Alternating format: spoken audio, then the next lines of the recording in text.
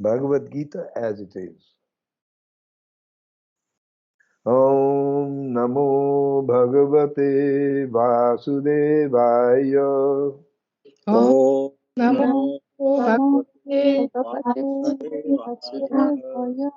Om Namo Bhagavate Vasudevaya.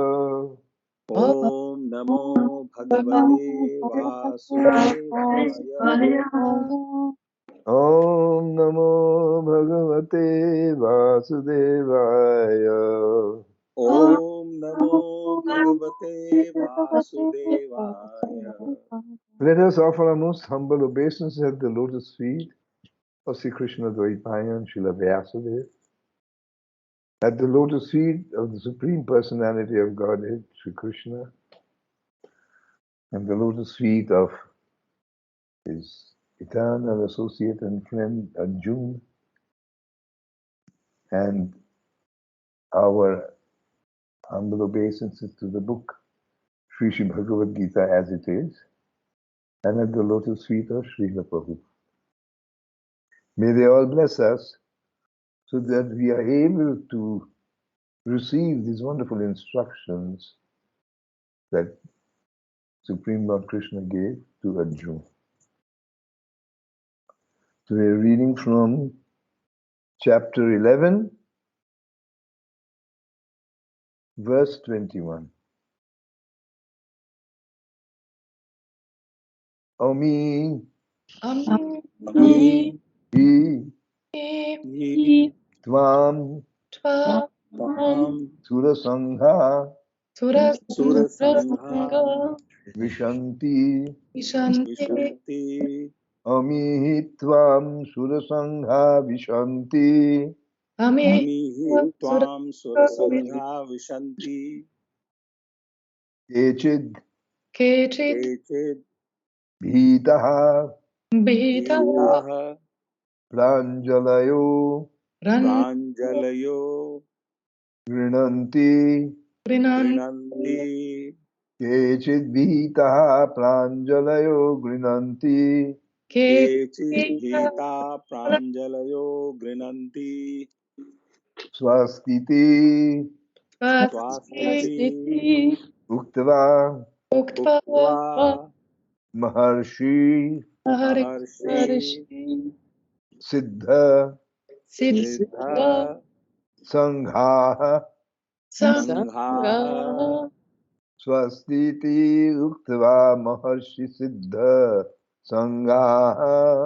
Svastīty uktvā maharṣi-siddha-saṅghāḥ. Stuvanti Stuvanti tvām tvām stutibhiḥ puṣkalābhiḥ. stuvanti tvām stutibhiḥ puṣkalābhiḥ. Stuvanti tvām puṣkalābhiḥ. Ami tvām sura-saṅghāḥ viśanti. Ami tvām sura-saṅghāḥ viśanti. Kecid bhītāḥ prāñjalayo gṛṇanti. Kecid bhītāḥ prāñjalayo gṛṇanti. Tava svastīty uktvā maharṣi-siddha-saṅghāḥ. Svastīty uktvā maharṣi-siddha-saṅghāḥ. Stuvanti tvām stutibhiḥ puṣkalābhiḥ. Stuvanti tvām stutibhiḥ puṣkalābhiḥ. Ami tvām sura-saṅghāḥ viśanti. Ami tvām sura-saṅghāḥ viśanti. Kecid bhītāḥ prāñjalayo gṛṇanti. Kecid bhītāḥ prāñjalayo gṛṇanti. Svastīty uktvā maharṣi-siddha-saṅghāḥ. Svasti uktvā maharṣi-siddha-saṅghāḥ. Stuvanti tvām stutibhiḥ puṣkalābhiḥ. Stuvanti tvām stutibhiḥ puṣkalābhiḥ. Omihi tvam sura-saṅghā viśanti. Amihi tvām sura-saṅghā viśanti. viśanti. Kecid bhītāḥ prāñjalayo gṛṇanti. Kecid bhītāḥ bhītāḥ prāñjalayo prāñjalayo gṛṇanti. gṛṇanti. Svastīty uktvā maharṣi-siddha-saṅghāḥ. Svastīty uktvā maharṣi-siddha-saṅghāḥ. maharṣi-siddha-saṅghāḥ. Stuvanti tvām stutibhiḥ puṣkalābhiḥ. Stuvanti tvām stuti puṣkalābhiḥ. puṣkalābhiḥ. Please read. Synonyms: Ami, all those; he, certainly; tvām, you; sura-saṅghāḥ, groups of demigods; viśanti, are entering; kecid, some of them; bhītāḥ, out of fear; prāñjalayaḥ, folded hands; gṛṇanti, are offering prayers; svasti, all peace; iti, thus; uktvā, speaking; maharṣi, great sages; siddha-saṅghāḥ, perfect beings; stuvanti, are singing hymns; tvām, unto you; stutibhiḥ, with prayers; puṣkalābhiḥ, Vedic hymns. Translation and purport by Srila Prabhupada. All the hosts of demigods are surrendering before you and entering into you. Some of them, very much afraid, are offering prayers with folded hands. Hosts of great sages and perfected beings, crying, all peace, are praying to you by singing the Vedic hymns. Purport. The demigods in all the planetary systems feared the terrific manifestation of the universal form and its glaring effulgence, and so prayed for protection.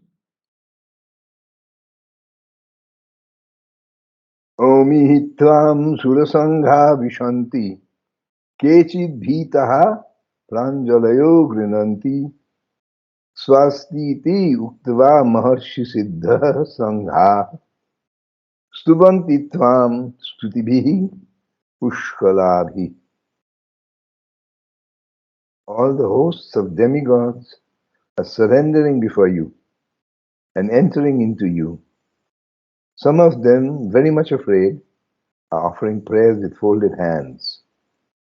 Hosts of great sages and perfected beings, crying all peace, are praying to you by singing the Vedic hymns. This universal form of the Lord is a very unusual form. Means it was never shown before at any time. So none were prepared to see this fearful, terrific form, terrifying form. The demigods, they are not free from fear. Those who foolishly think that by attaining the heavenly planets, that I shall become free from all fear and suffering, misery. But that's not true. The physical suffering may be reduced to a great extent, practically to nil, and the struggle for existence will be completely removed. In the heavenly planets, there's no struggle for existence. That means you don't have to go every day to work to earn your food and roof over the head. It's all right. Everything is given. But still, no one there is free from fear. Now, if the king of the demigods is fearful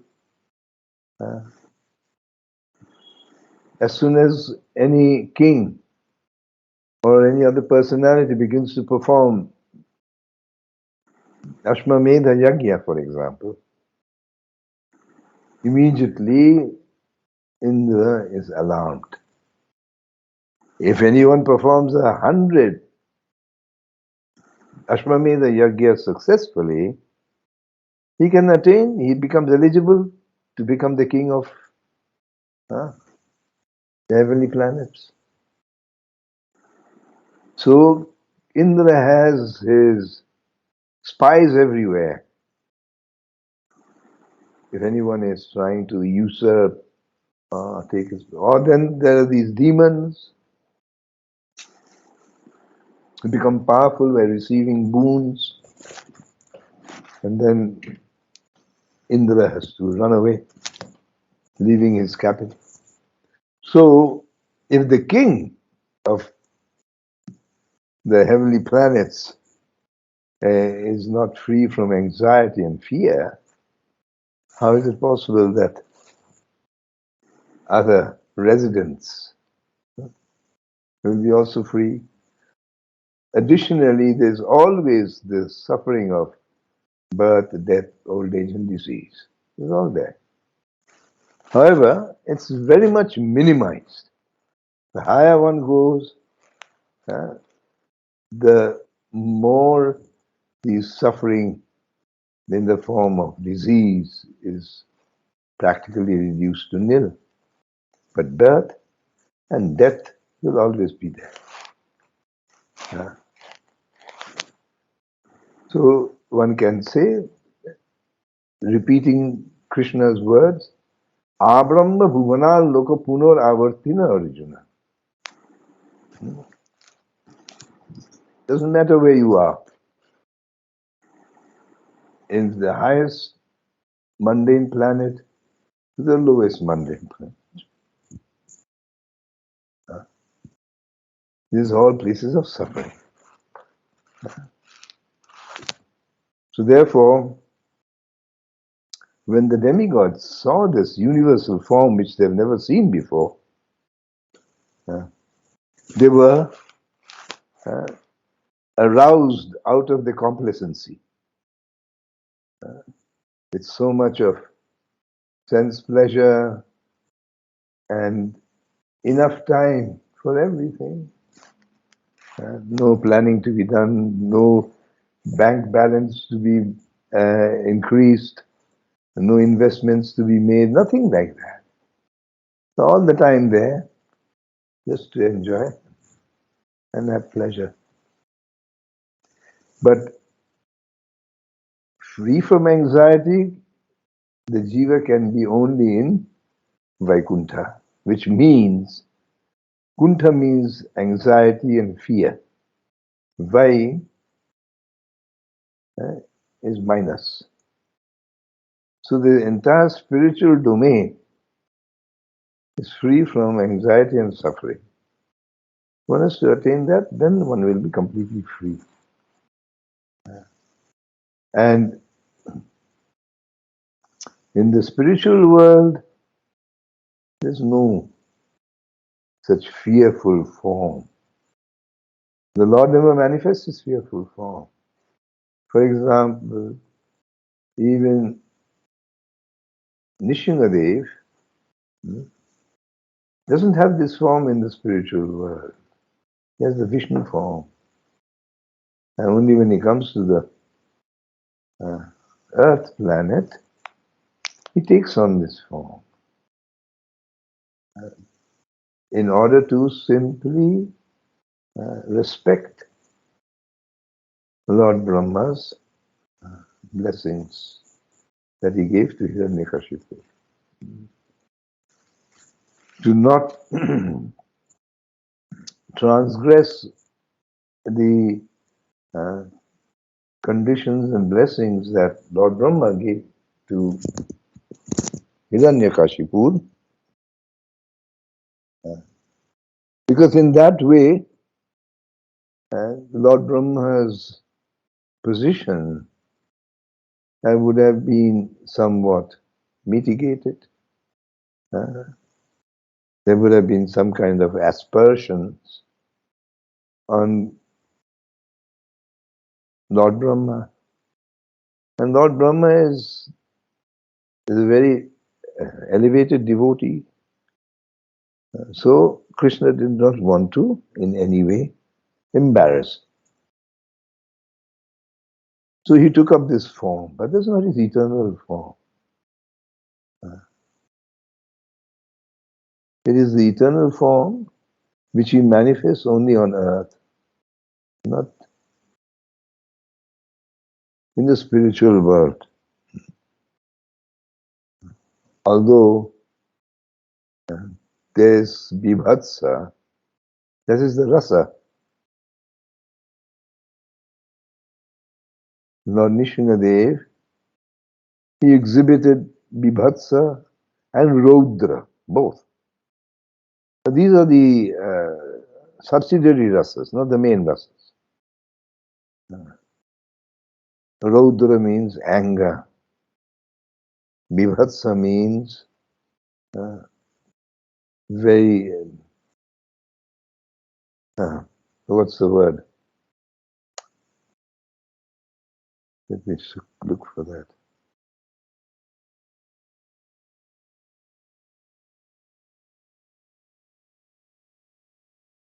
Bibhatsa and, can you translate bibhatsa, anyone?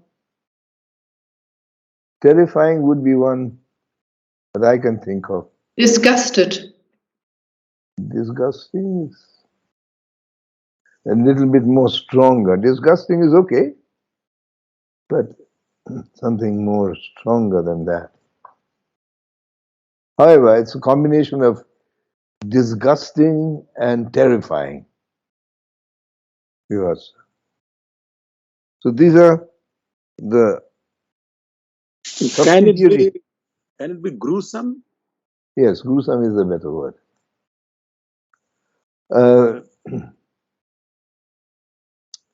The subsidiary rasas are not played out, so to speak. The Lord doesn't exhibit these subsidiary rasas in a long-term basis. They come only in sanchari bhav, just to increase the pastimes of the Lord, to bring it a variegatedness. But so the point is that in Vaikuntha, there's absolutely complete absence of fear and anxiety. But in the material world, it doesn't matter where one is, it's always there. So that the demigods became so agitated and became so fearful is not at all unusual. And the host of great sages were also quite astonished, but in a rather agitated manner. They felt a kind of challenge.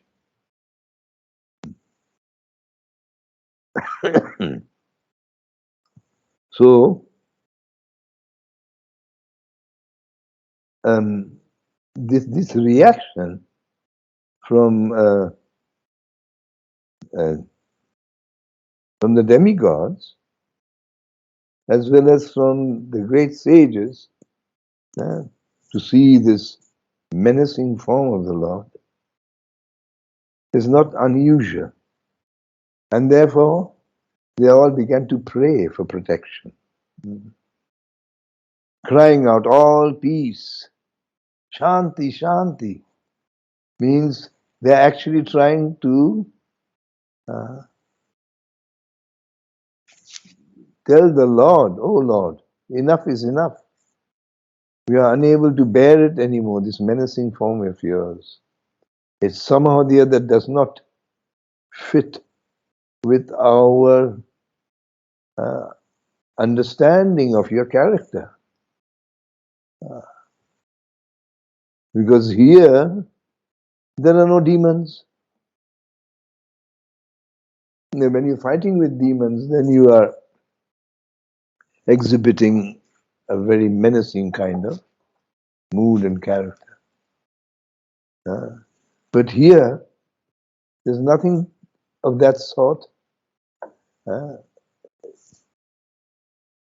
Arjuna asked you to exhibit this form and you are exhibiting it to him. But why is this such a menacing form? We are unable to understand. We are unable to know that you also have this kind of.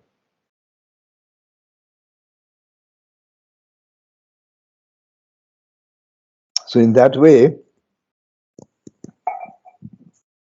one can understand that even great sages who are fully absorbed in meditation and hardly are disturbed by any happening in the material world occurrence, because they are equipoised. But even these equipoised sages, because here Krishna is saying hosts of great sages, not normal sages, great sages. That means they have all the good characteristics of sattva guna in them. Sama, dhamma. Sama means equipoised. Under all circumstances, one does not get excited or loses control.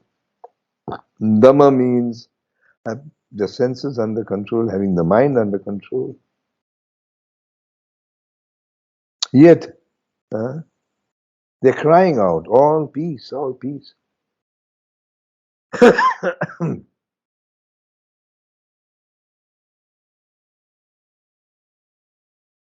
So Arjuna is astounded that to see the reaction of these great sages and also the demigods.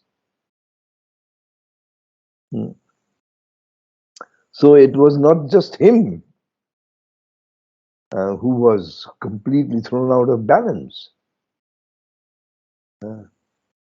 To see this display of menacing form, gruesome form.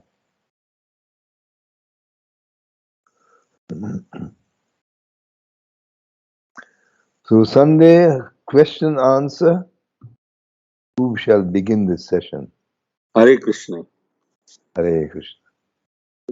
As we know that Krishna's universal form was seen by Sanjay, his Pitama and Arjun. But here we find that even demigods saw it. Yeah. So what's that? It's all right. No, that's all right. The demigods, well, it is said that only 3 persons in the battlefield saw it. Only in the battlefield, the 3 persons that's spoken of is in the battle. So, the battlefield only 3 persons saw, that's correct. But there's so many others. Even Hanumanji on the saw it. He was on the flag of Arjuna's chariot. Yes. Yes. Yes.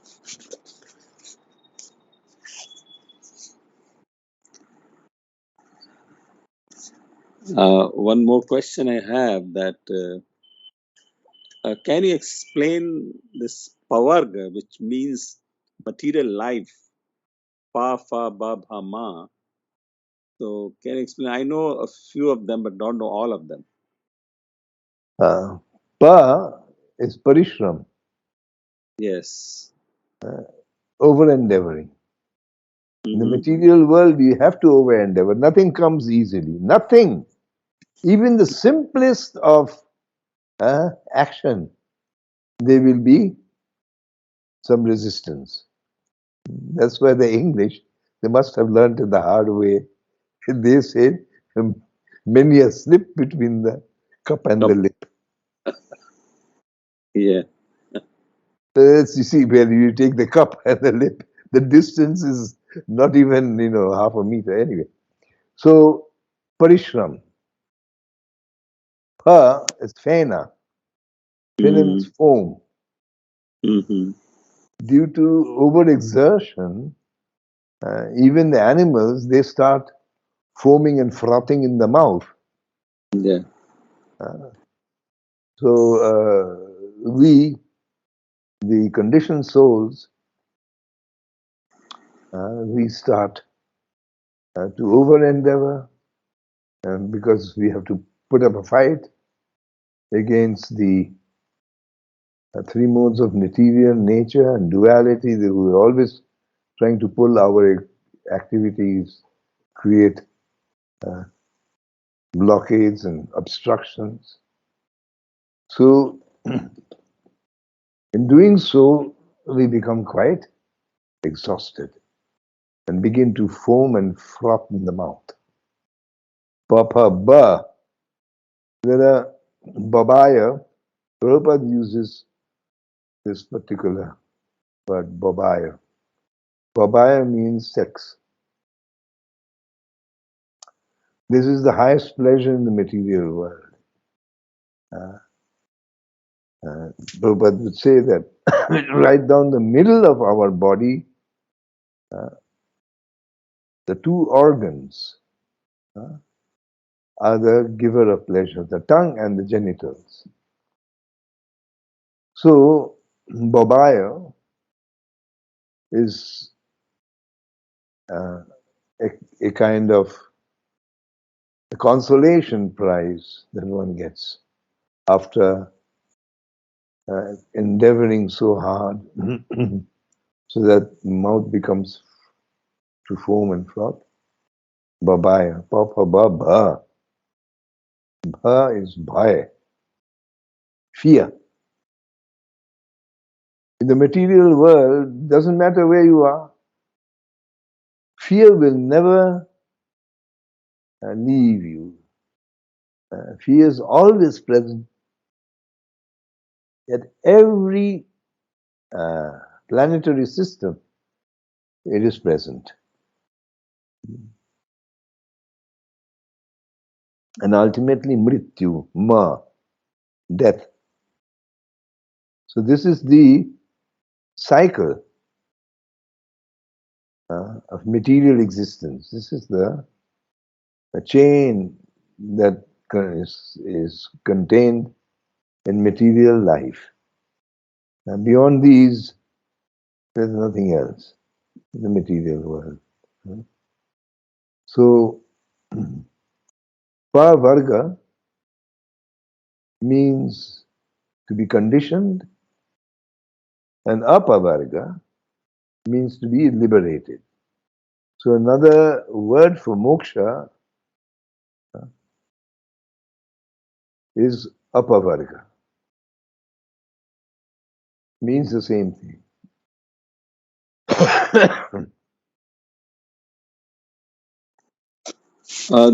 There is something I would like to know more is that, as you said, that babaya, which is a sexual pleasure, is the highest in this material world. Yeah. Sexual pleasure in itself is rather revolting because it's dealing with the body which is full of all nonsense. And it happens to the highest pleasure in the world. So one can very well imagine that how low class is our existence. Well, it was not meant to be like that. See, we have developed a perverted vision of sexuality. Perverted vision. Because Krishna is also saying that I am that sexuality which is not against the principles of the scriptures. So Krishna is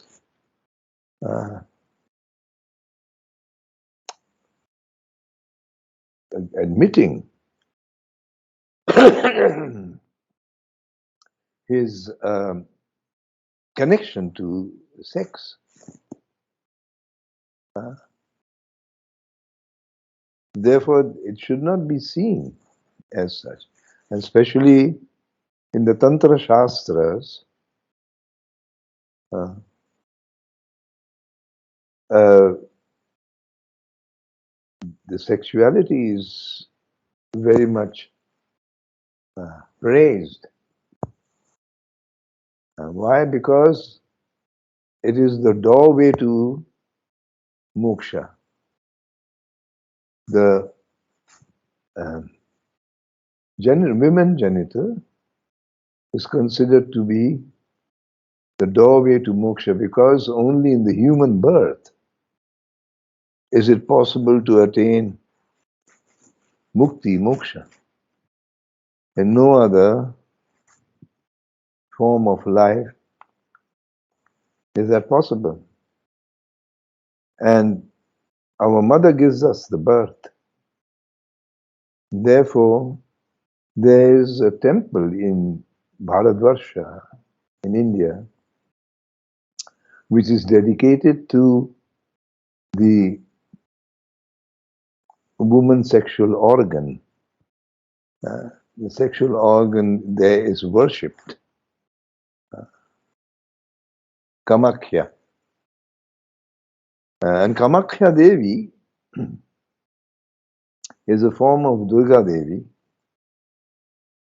and she is a great devotee of Krishna.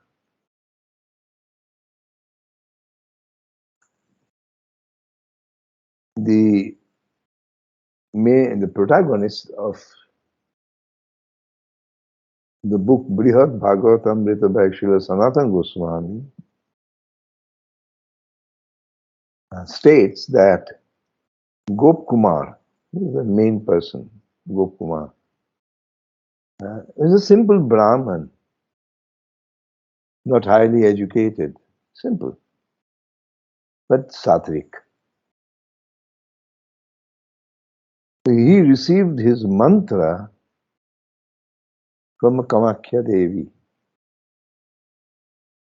And it is through the recitation of this mantra that Gop Kumar attains Golok Vrindavan.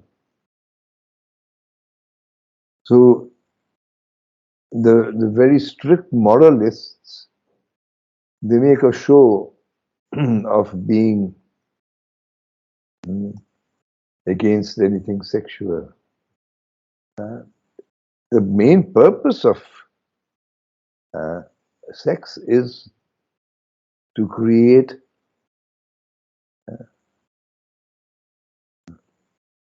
proper progenies.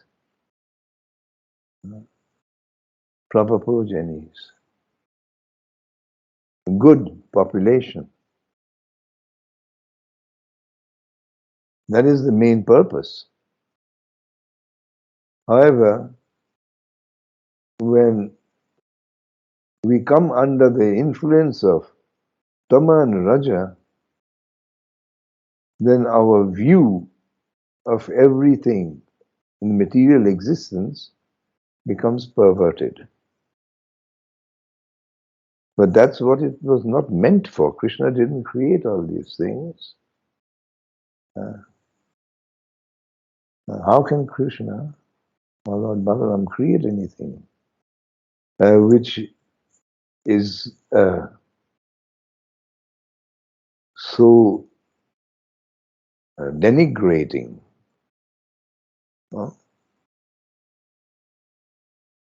We have to understand in the proper perspective, according to the scriptures, and in the Gita, Krishna himself is saying.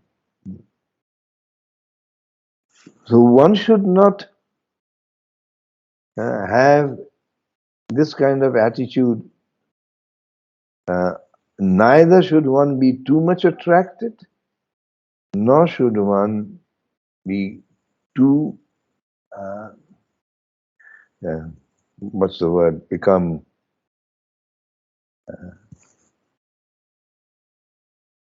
detached. But detached is not the right word. And not too disgusted. One should not feel disgusted.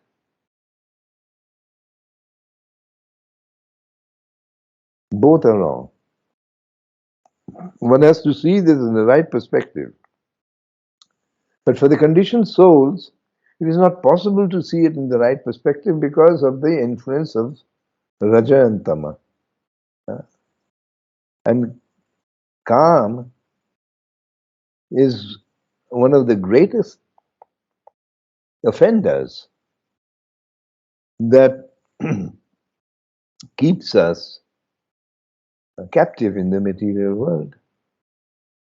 Kama esho, krodha esho, rajaguna samudbhava, mahashono mahapapma, vairinam iha vairinam.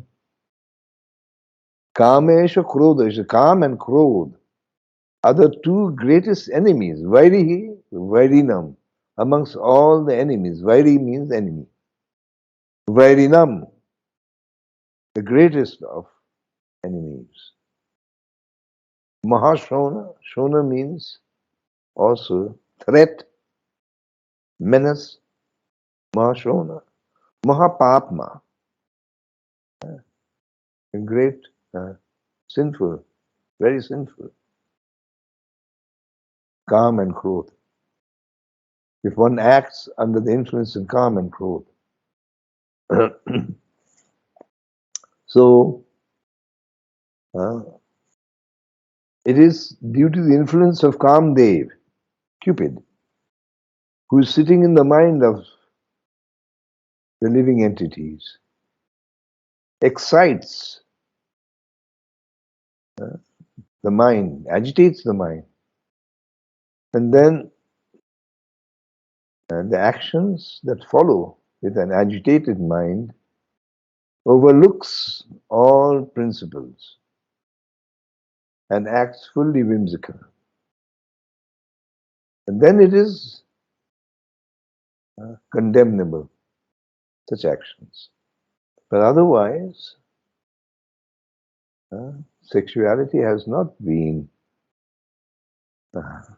condemned, nor has it been, or nor had the subject matter been left out of the scriptures. There's sufficient descriptions, and also our temples, in the old temples, like, in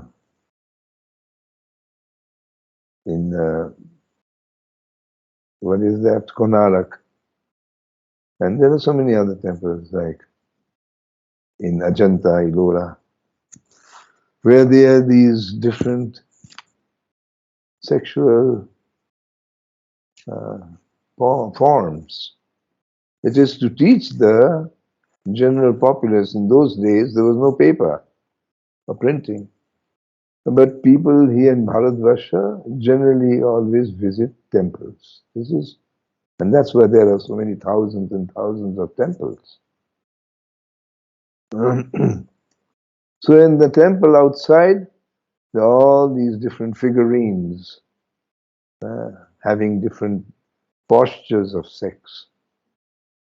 It's to teach the people how.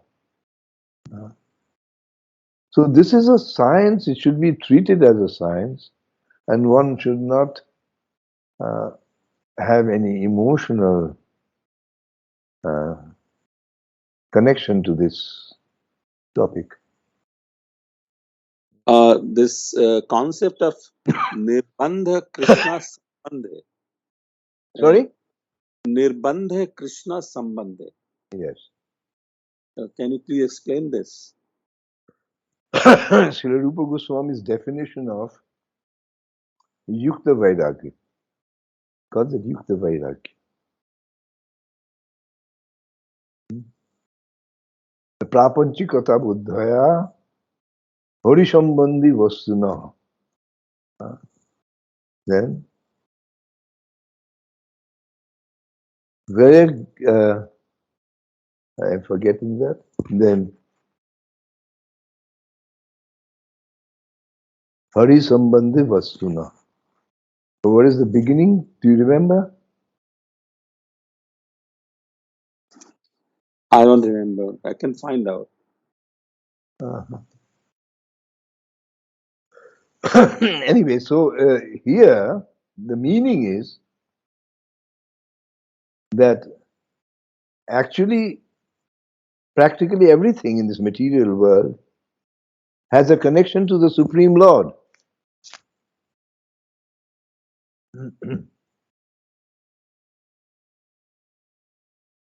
Okay,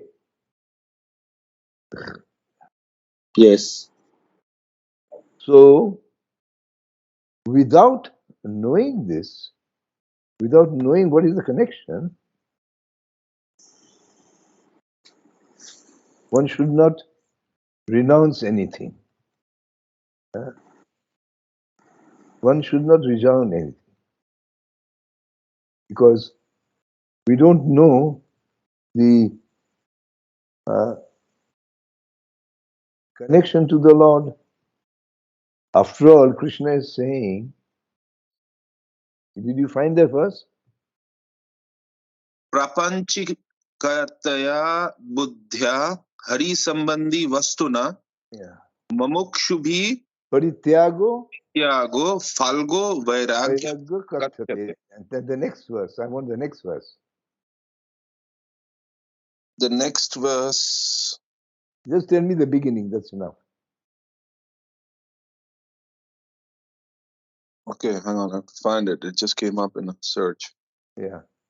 Yeah, back to the verse that Hari Sambandhi Vastuna, that everything that has a connection, because Krishna is saying, I mean, the Upanishad is saying that that everything has a connection, everything belongs to the Lord. Ishavashyam idam sarvam. Sarvam. The word sarvam means I everything. have found. Can I read it? Just give me the first line, first word. Prapanchikataya. No, the next verse. Oh, after this. Yes, we found that verse we found already. Proktena lakshaneva bhaktir adhikritasya cha No. angatve. Anyway, it doesn't matter. It will come back to me sometime. So, but you wanted to know exactly this Harisambandhi Vastina, isn't it? Yes, actually this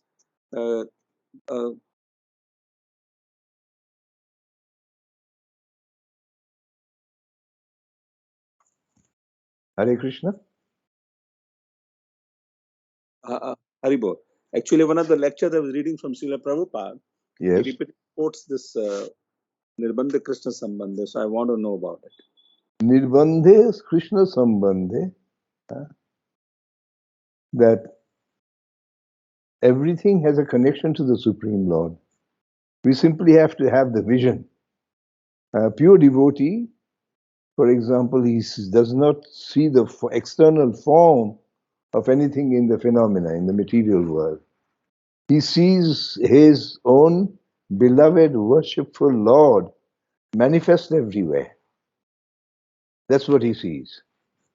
So, there's always a connection to the Supreme Lord, to everything, because this Ishavashyam idam sarvam yatkincha jagatyam jagat. Anything and everything under the sun, it belongs to the Supreme Lord. And therefore, one should not simply take it to exploit it for one's own, then he's a thief. The Ishopanishad calls him a thief. Stena. Stena means a thief.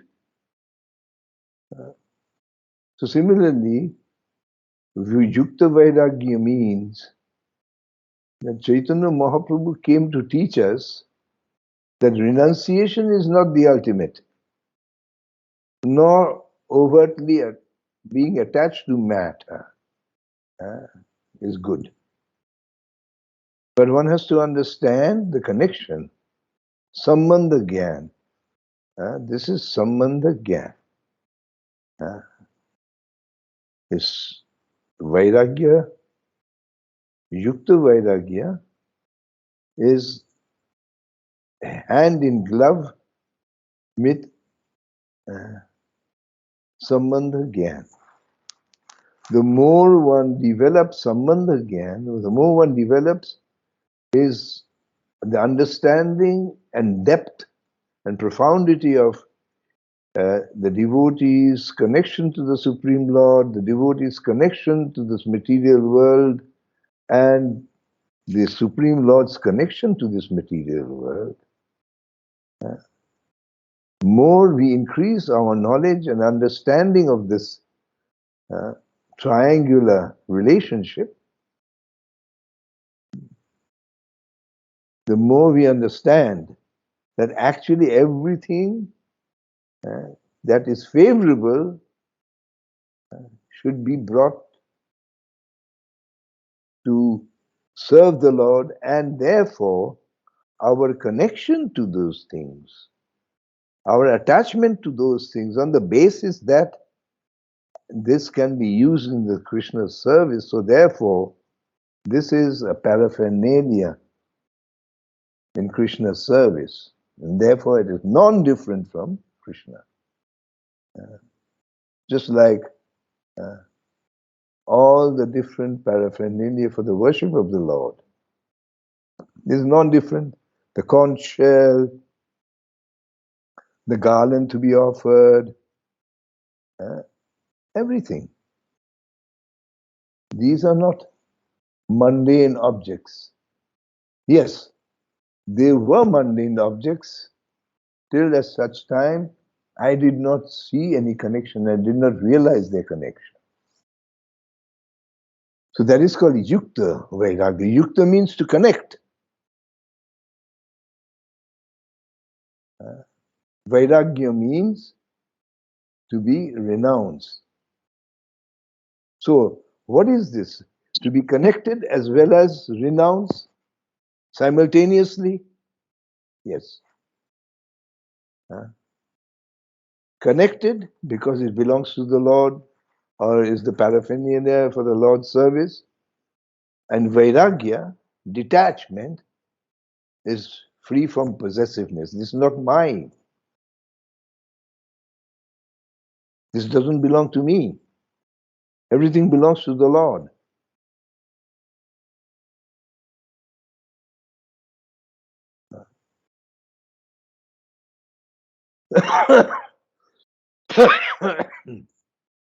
I found the verse now, finally, sorry. Bolo? Proktena lakshanenaiva No. bhaktir adhikritasya cha. Not this verse. No.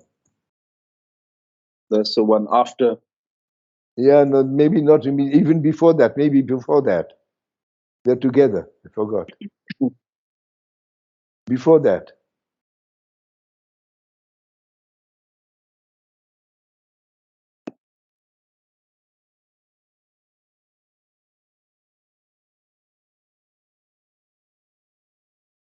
So the one before that is anashaktasya. Yes, exactly. That's the one. Anashaktasya vishayan yatharamaham upaunjitaha. Yeah. Nirbandhe Krishna sambandhe yukta vairagya sa uchyate. Anashaktasya vishaya. Anashakta means to be detached, without ashakti, without attachment, to vishaya. This is material world, to all objects. Anashaktasya vishayan yatharaham upayunjitaha. What is there? Find out what is its actual application. How to apply this? Yatharaham upayunjitaha. Nirbandhe Krishna sambandhe. Nirbandha means I should have no possessiveness towards it, nirbandhe, because it has all the connection to Krishna, Krishna sambandha. This is known as yukta vairagya. So uchyate.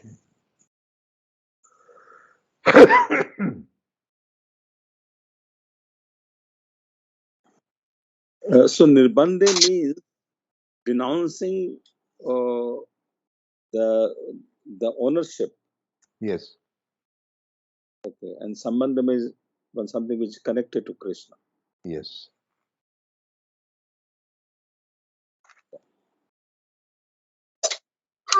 Haribol Gurudev, Here's Padmini.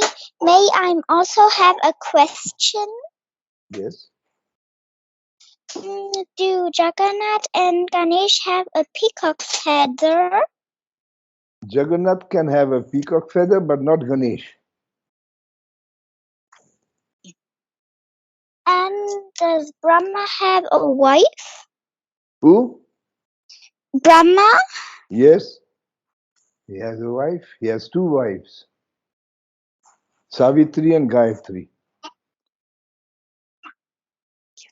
Thank you. Gurudev.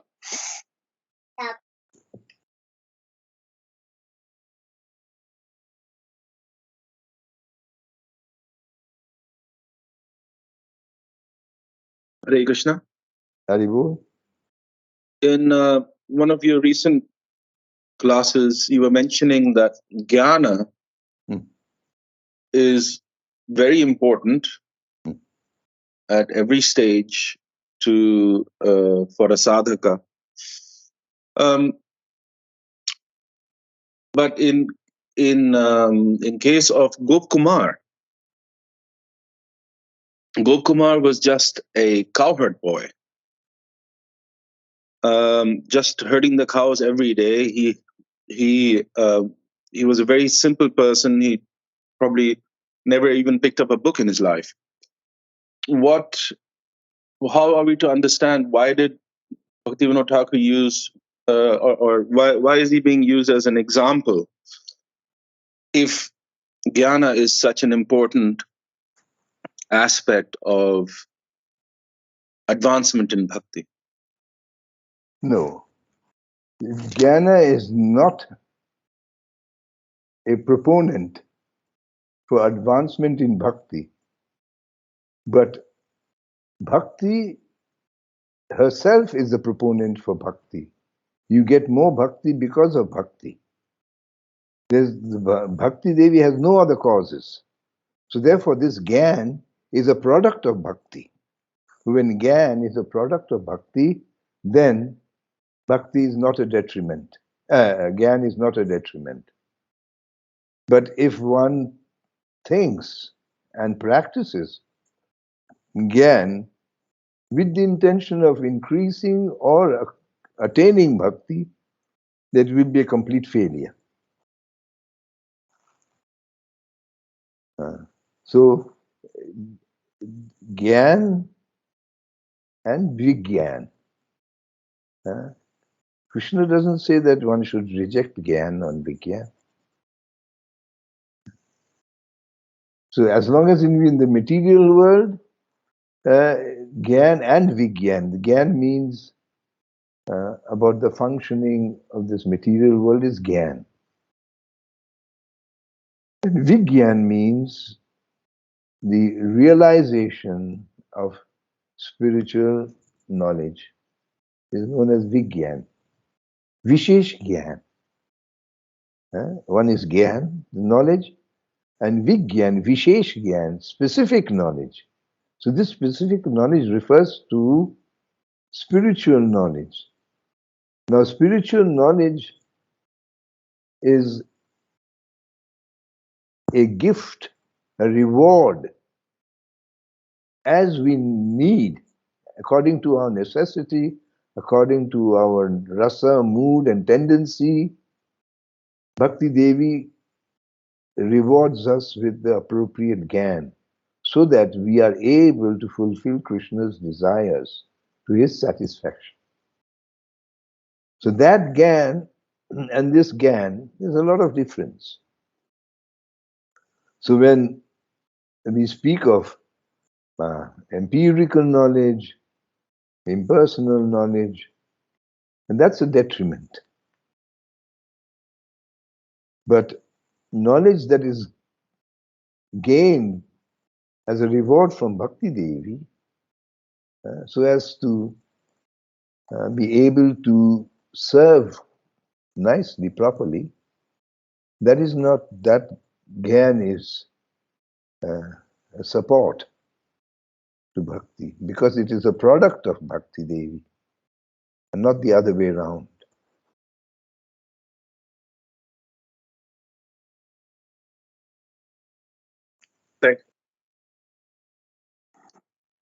Hare Krishna, can I ask one question? Haribo? In one of your previous classes, you talked about Nityananda Prabhu exhibiting Radha Bhav in three ways. Actually, I don't know how to word that. What did you say? I really missed it. So can you please explain what was it? No, I'm saying that Radharani is represented in Chaitanya Leela in three different aspects.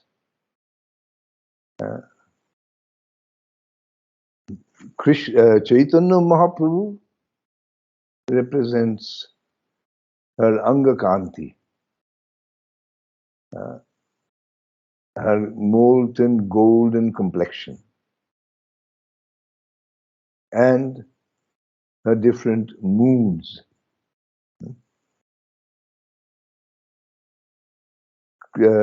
Nityananda Prabhu is the embodiment of Radha Dasya Tattva.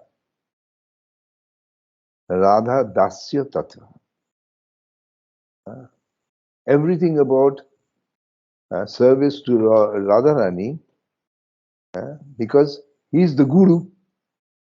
Nityananda Prabhu is the original Guru. And if we are to learn about Radha Dasya, then we have to learn it from Nityananda Prabhu. And Gadadhar is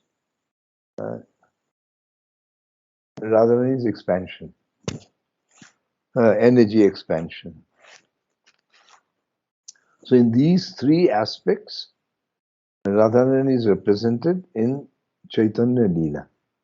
That was my point. What is the meaning of energy expansion in this context? You see, energy, all the females,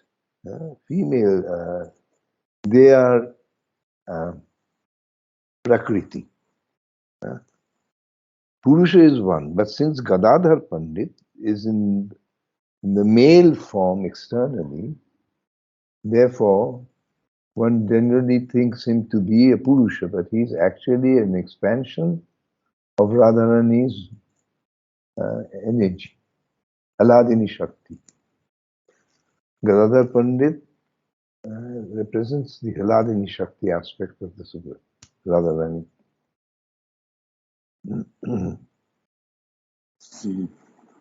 Thank you.